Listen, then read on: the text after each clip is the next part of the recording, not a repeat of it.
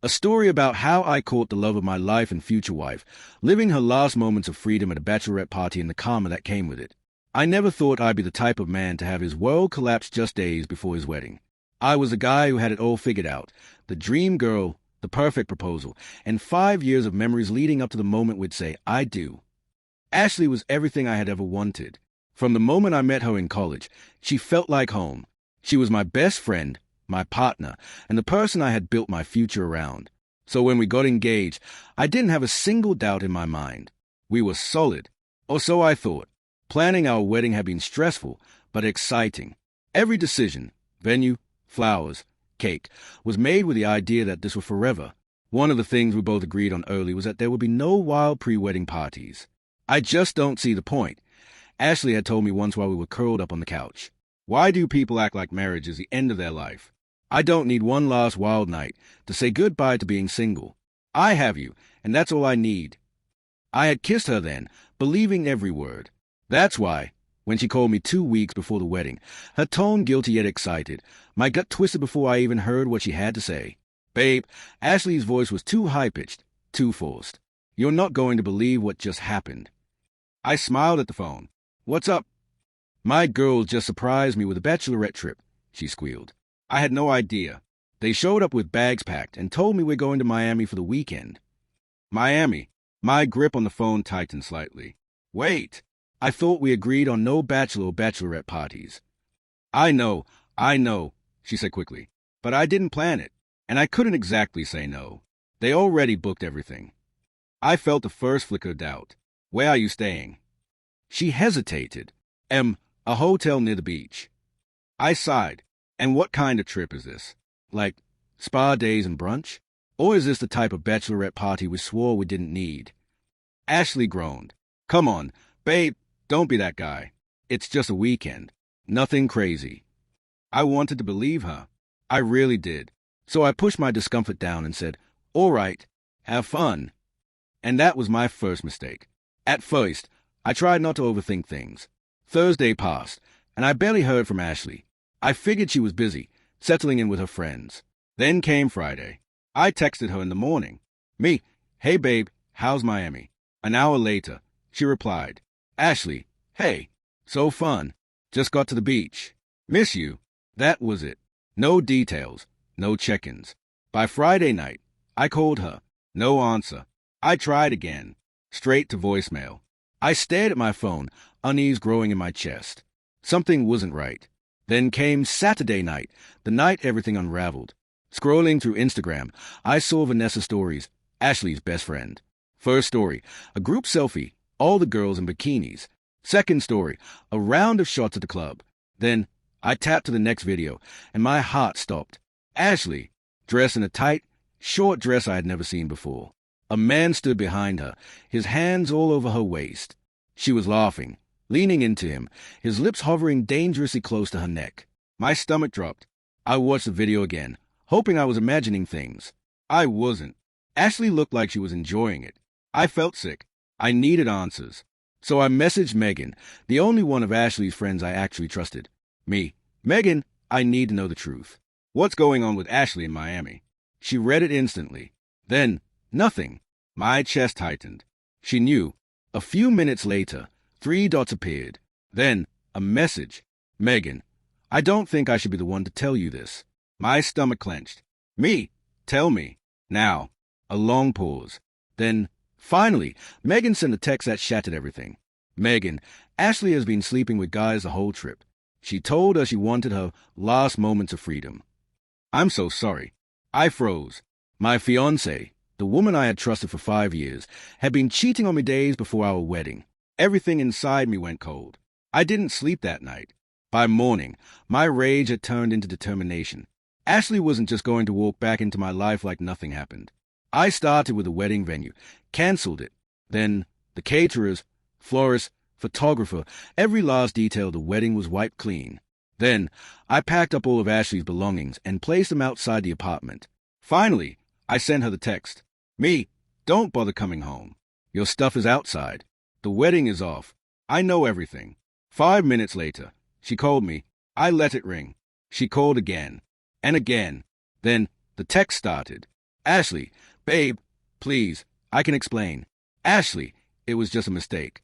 Ashley, I love you. I blocked her. When she landed the next day, she came home to everything she had lost. Ashley showed up at my door, crying. You're overreacting, she sobbed. It didn't mean anything. I laughed. A cold, bitter sound. You call sleeping with multiple guys nothing. I was drunk. It was just. You were fully aware of what you were doing.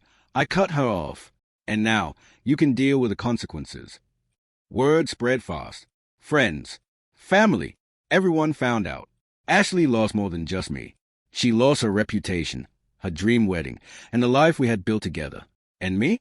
I walked away, free. The first few weeks after canceling the wedding were a blur. I wasn't just mourning the end of a relationship. I was mourning the future I had planned. Everywhere I went, I felt the ghost of what was supposed to be. Friends and family bombarded me with questions. Are you okay? How did this even happen? How is Ashley handling it?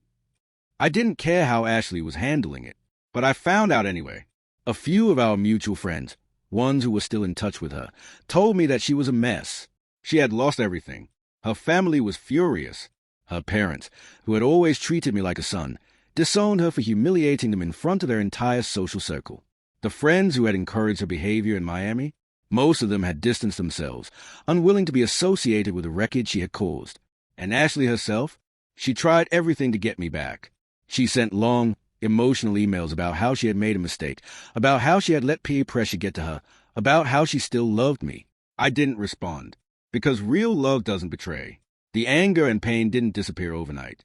For the first time in 5 years, I had to figure out who I was without Ashley. So I focused on myself. I hit the gym every morning, pushing my body to exhaustion, using the pain as fuel.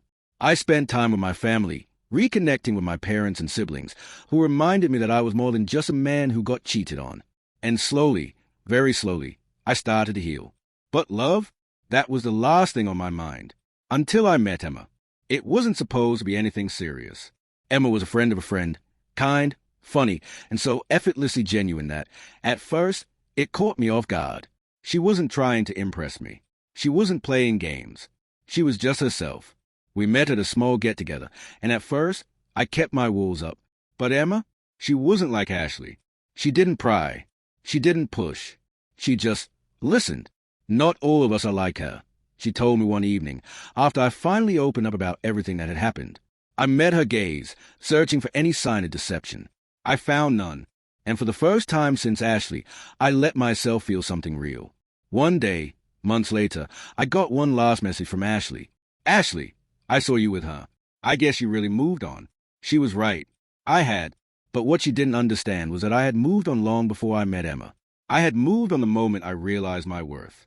The moment I saw that I deserved better than broken promises, empty apologies, and a woman who thought love was something disposable. So I didn't reply. I deleted the message. And I walked away without looking back, because I finally knew what peace felt like. On to the next story. I caught my wife cheating whilst on holiday, so I left her behind to expose her infidelity before divorcing her for good. Marriage wasn't supposed to feel like this. I always thought that love, once built on strong foundations, could survive anything. That's what Olivia and I had promised each other 3 years ago when we stood before our friends and family, vowing to stick together through every challenge life threw at us. We had meant it then. But life had a way of testing those vows in ways I never could have imagined. Over the past year, our marriage had been stretched thin. The financial strain had hit us harder than we expected. Olivia's job had cut her hours, and my work as an independent contractor was unstable at best. We barely scraped by, and every conversation seemed to revolve around overdue bills and what we had to sacrifice to make it through another month. On top of that, we had been trying for a baby. Olivia wanted nothing more than to become a mother, and I wanted to give her that happiness. But after months of negative tests, she began to withdraw. The hopeful spark in her eyes dimmed little by little until all that was left was frustration, disappointment, and resentment. I saw it happening, and I felt powerless to stop it. That's why I booked a vacation. I had been saving for months, secretly setting aside whatever extra money I could. It wasn't much, just enough for a week-long stay at a beautiful but modest beachside resort. I wasn't looking for extravagance. I just wanted us to breathe again, to step away from the stress and remember what it felt like to be happy together. When I told Olivia, I expected her to be thrilled. Instead, she hesitated before forcing a smile. "Are you sure we can afford this?" she asked, her voice laced with doubt. I reached for her hand, giving it a gentle squeeze. "We need this, Liv. We need time for just us." She nodded slowly, but I couldn't shake the feeling that something was off. I should have listened to that instinct. The moment we arrived at the resort, Olivia seemed lighter. It was as if the weight of the past year had finally lifted off her shoulders. She laughed more freely, smiled more often, and for the first time in months, she kissed me with a kind of passion I thought we had lost. We spent the first 2 days wrapped up in each other. We walked along the shoreline, hand in hand, letting the waves lap at our feet. We spent hours in the pool, indulging in lazy afternoons under the sun, and in the evenings, we dressed up and went to the hotel bar, sipping cocktails while talking about the future. For the first time in a long time, I believed things were getting better. That was the cruelest part. Hope was a dangerous thing. On our second night, we met a man named Daniel. He was staying at the resort with a group of friends, and he had the kind of effortless confidence that made people gravitate toward him. He was charming, well-dressed, and quick with a joke. Olivia seemed to enjoy talking to him. I tried not to overthink it. She was being social, and I wasn't the kind of husband who got jealous over friendly conversation. We had always trusted each other. But something about the way her eyes lingered on him, the way she laughed just a little too hard at his jokes, set something uneasy in my chest. That night, as we lay in bed, I turned to her and ran my fingers through her hair. "You've been happier since we got here," I said softly. She smiled against my chest. "I really have. I want this to last, Liv. I want us to get back to who we used to be." She lifted her head to look at me. For a moment, something flickered in her eyes. Guilt? Sadness? I couldn't tell. "I do too," she whispered. But it was another lie. I woke up alone. The air in the hotel room was still and quiet, but the absence of Olivia's warmth beside me sent a chill through my body. At first, I thought she had just gone to the bathroom, but when I checked my phone, the time read 2:47 a.m. I reached for my phone and sent her a quick text. "Me, where are you?" Minutes passed. No response. I tried calling her. Straight to voicemail. I sat up, my heart pounding a little harder than it should have. Something was wrong. After another 30 minutes of silence, I threw on a hoodie and went downstairs. I didn't know what I expected to find. Maybe she had gone to the lobby for a late-night snack. Maybe she had just needed some air. But the moment I stepped into the hotel bar, every ounce of hope inside me withered. There she was, kissing him. Daniel's hands gripped her waist, pulling her flush against him, and her fingers tangled in his hair as their mouths moved in sync. It wasn't a mistake. It wasn't a drunk accident. It was a choice. My wife had chosen him. My vision blurred, a mix of fury and heartbreak slamming into me all at once. I wanted to march over there, to grab her and demand an explanation, to shatter whatever illusion she had built for herself. Instead, I did something worse. I pulled out my phone and took a picture.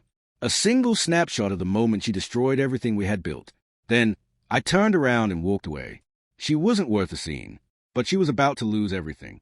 By the time I got back to the hotel room, I was running on pure adrenaline. I grabbed my suitcase and packed everything I had brought with me.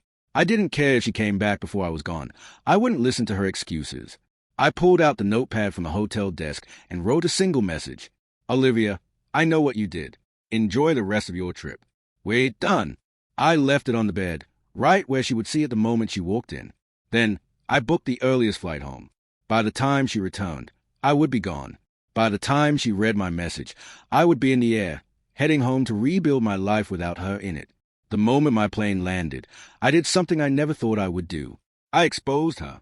I uploaded the picture to Facebook and Instagram with a simple caption. "To everyone who was supposed to celebrate our anniversary with us next month, there won't be one. Here's why." Within an hour, the comments and messages started flooding in. Friends, family, everyone saw the truth. Her parents, horrified. Our mutual friends, speechless. Olivia had spent years curating the perfect image of our marriage, and now, in a single instant, I had shattered it. She tried calling me, over and over. I let every call go to voicemail. She had made her choice. Now, she had to live with it. I expected Olivia to come crawling back the moment she realized I had left. I didn't expect her to stay in paradise. After I exposed the truth online, I heard from a few of our mutual friends that she had decided to extend her stay at the resort. At first, it seemed like she was avoiding the humiliation that awaited her back home. But then I realized the real reason. She thought Daniel was her new escape. The man she had thrown our marriage away for had become her lifeline, and she clung to him like a desperate woman trying to justify a betrayal. At first, it seemed like Daniel was entertained by the attention.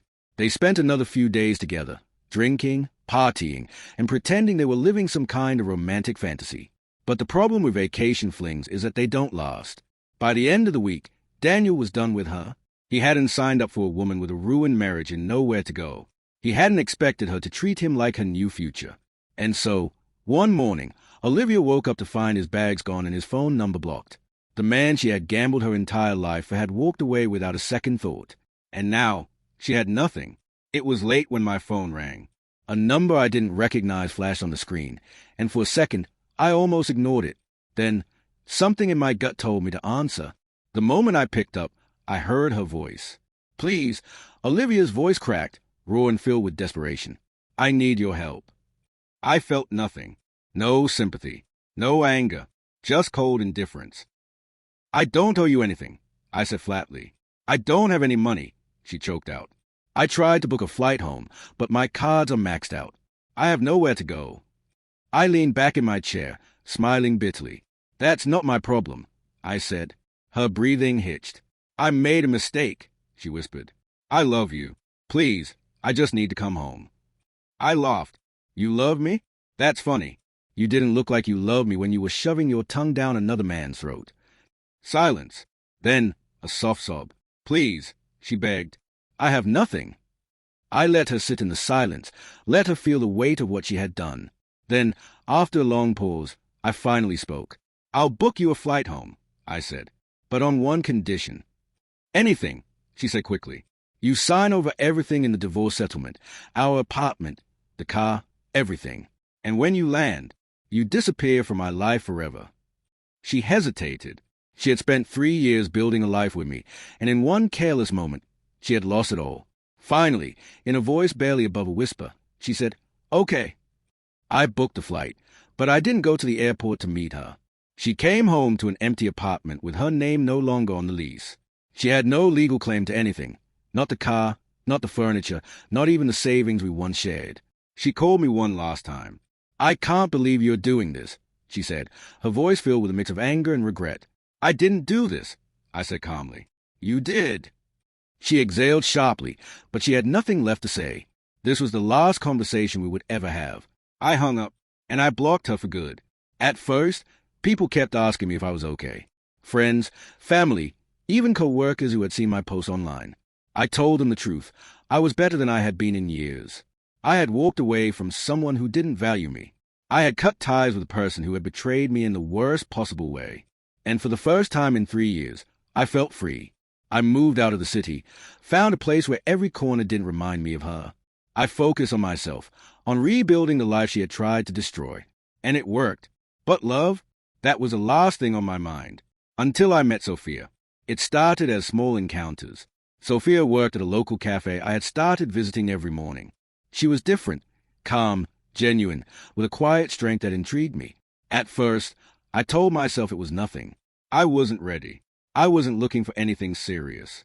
But life had a way of bringing people into your path when you least expected it. One evening, after a long day, she brought me my usual coffee and sat across from me with a hesitant smile. "You look like you could use some company," she said. I smiled back, feeling something I hadn't felt in a long time. Hope. We talked and laughed. And for the first time since Olivia, I felt like I could breathe again.